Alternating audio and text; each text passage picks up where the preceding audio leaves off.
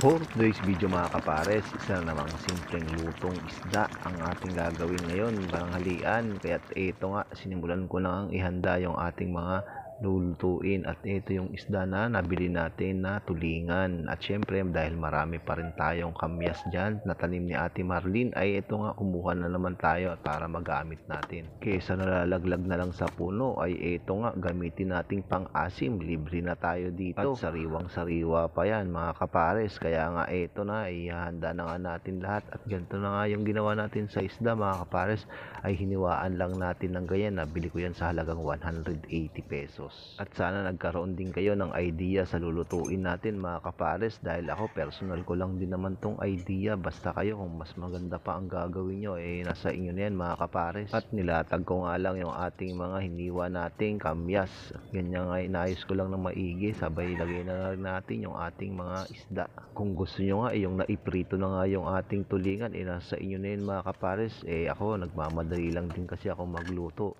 At hinulog ko na nga yung sibuyas, pati na rin natira nating kamyas sa ibabaw. At naglagay rin tayo ng asin, sabay yung pamintang wasak na yan. At pagkatapos meron din tayong nilagay dyan na sukang iloko. At naglagay rin tayo ng mga pampakulay natin na siling pula, pati na rin yung siling green. At pagkatapos nyan ay naglagay rin tayo dyan ng enough na tubig, sabay natin yan tatakpan.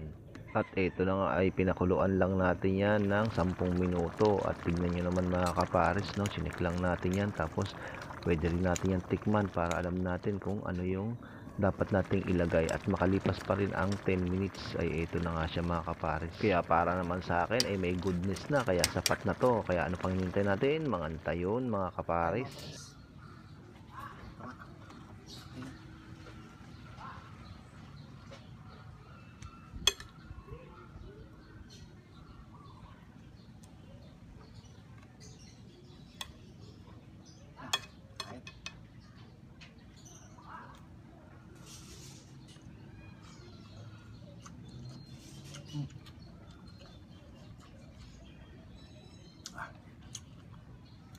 Asim, konti ang hang.